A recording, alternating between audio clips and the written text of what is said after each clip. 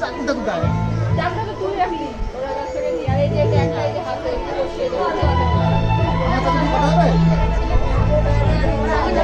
এই বলো কর।